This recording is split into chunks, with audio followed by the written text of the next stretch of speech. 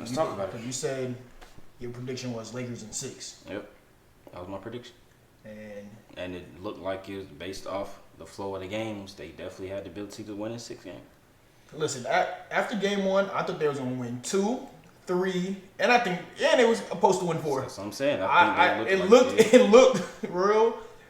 I'm just giving you from what I saw.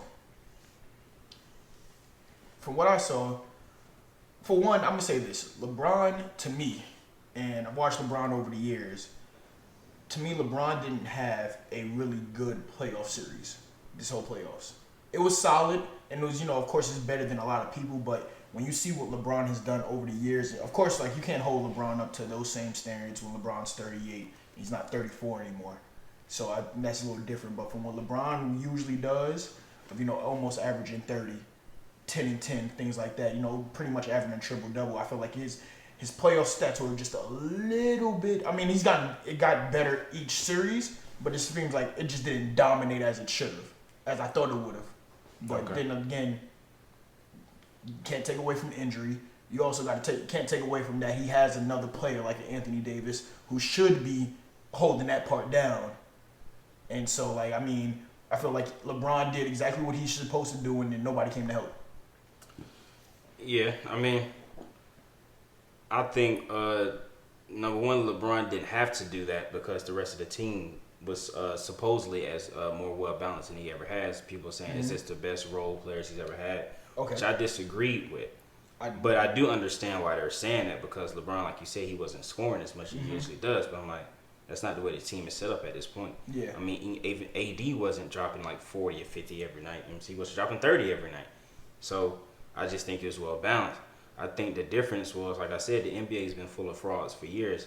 I personally don't think the Warriors should have won last year. I didn't think they was that good of a team. I don't think so either. You know what I'm saying? That's why it just depends on it's the difference between 1 and 2 players. Steph Curry has never been able to show the type of performance that a LeBron has in when it comes to playoff performance. I completely agree. You know what I'm saying? If they're going head to head, he's just not that person. But if Steph Curry is going against anybody else outside of that other person who's like his only real rival, they can't fuck with him. None of y'all can fuck with him. Yeah, maybe Giannis. Because that's not a position Giannis has to go to head to head. Yeah. Draymond, stop it. Yeah, he's gonna get this man up out of here. Maybe Giannis will be able to take it to that next level. Katie, never. But when it comes to just don't have. They don't we have beat that the Memphis. Memphis is. Come on now. They've been injured though, so I can't. They've been injured for years in the playoffs. So about Memphis. Yeah. Memphis. Mm-hmm. They're still a really good team. They was injured. They're young. Whatever. Cool. And then Ja missing games. The Warriors. They just like I said. I never thought they were that good. Jordan Poole, stop it. Andrew Wiggins, stop it, bro. Yeah. It's Steph and the rest of y'all bums. And our defense was phenomenal. Time out. Because you was praising Andrew Wiggins at one point. I'm talking about going against LeBron and okay. That's the point I'm making. Okay.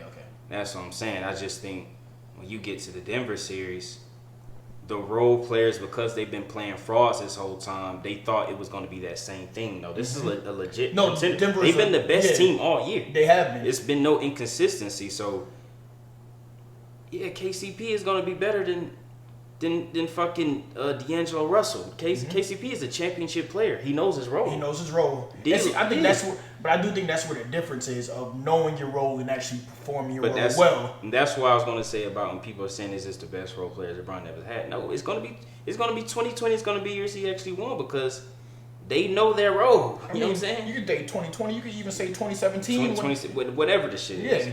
You know what I'm saying? I can go back to 2012 when Birdman was cooking there, putting it, swatting everybody's shit. You know what I'm saying? Udonis Haslem and all that. Point is, these role players, in my opinion, they thought because they guarded the Warriors so well and they going over screens and all this chasing, that was the only real intensity that they needed to have in a series. Them role players in fucking Denver can shoot just as good. They run plays just as well, and they don't got no Draymond Green. They have a 10 times better version of Draymond and the fucking playmaker in Jokic. You know what I'm saying? So he's not gonna miss no open player. So y'all jogging back on defense and shit. Bro, this is not 28-year-old LeBron. He's not going to be able to take y'all to the promised land like he used to. AD's always going to be inconsistent unless he can be completely focused with no distractions. He only got that in the bubble. Cool, we get that.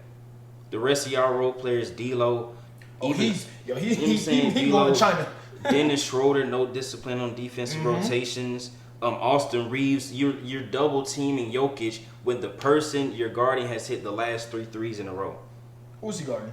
He's guarding KCP. He's guarding fucking Michael Porter. He's guarding whoever's shooting Bruce Brown. All these role players. Oh yeah, you have Bruce Brown looking like I've never seen Bruce Brown look like that in Brooklyn. And that's what I'm saying. All these role players are shooting threes. It's going to be easy to make threes. It's just like LeBron on the fucking Cleveland. It's easy to make threes when the best players has 3 people in the paint guarding them. They kicking out to a wide open fucking Kyle Korver or Shumpert or J.R. Smith. It's the same thing. I completely so agree. You're trying to double somebody that's not even a score first player. Yeah, you're playing to their strength. So at that point, I got to put on the role players and I got to put it on coaching. Because at what point do you make an adjustment to like, bruh, stop doubling him? I mean, let AD guard him. The one adjustment I did see was where they took Vanderbilt out and just kind of, and I was trying to confuse. Was he hurt? Nah, he just wasn't getting no play, no run. Okay, all right. So that was confusing to me. I would thought, because he's one of the better defenders that you guys had. I agree too, and I don't know why we're trying to match. You're trying to put in people that can score the ball when. No. You don't. Denver, you need to guard. Yeah, exactly. I'm not really scoring the ball. Like in basketball too, you can score off of defense. Exactly. So I would have put a taller team. You gotta, and what it seems like he forgot is that Denver isn't a small team either. Aaron Gordon and Michael Porter Jr. then Jokic. You're 6'9", 6'10", and 7 foot at the top. Yeah. It's tough for you to guard that with Austin Reeves and D'Angelo Russell and Dennis Schroeder. Jamal Murray was out there fucking baking cookies on you niggas. That shit was he averaged 30 for that series, dog. I mean, look who's guarding him, bro. He's getting guarded by a 6'1", 6'2" Dennis Schroeder. Like, bro, that's. Jamal Murray that's all he's there to do is score. He's a professional scorer. That's all he's there to do is score. So I don't know why you trying to you're not gonna, bruh.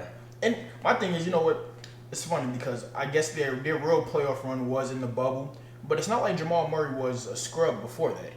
Nah. He was a professional scorer before that, and then he happened to go to the bubble. He happened to get hurt after. That didn't really change the way that I can still shoot the ball. Yeah. And now I'm fully healthy. Yeah. So I mean, yeah, I think it's it was just a better scene. I mean, to put it honestly, not in the sense of that like we didn't have the personnel or we didn't have the talent. It was just about. I even had the chance. I had the talent. I'm gonna say it's just about the strategy and about the level. It's just like when people used to play the Spurs. It's like it's not that they're so much better. They're just more disciplined. They're more disciplined. Focused. And they're gonna execute. And they execute every play. Like if they're gonna run this play, they're gonna run it. Yeah. If they say they're going to stay this person on defense, they're going to run it. They're going to do a double team. They're going to shoot it at you and get it done. And so I think that's the problem. Like, that does happen like when you have younger players or just inexperienced players who haven't been there. It's like, let's just see what happens. It's like, bro, it's the difference between like, oh, we're hot right now. We're playing good defense, but we're only up 12. Yeah. Because y'all are not staying consistent and staying locked in, bro. Stop helping off the 3-point shooter. He's shooting 50% for the series. Like, stop it. So I mean, that's how runs happen because they consistent the whole time.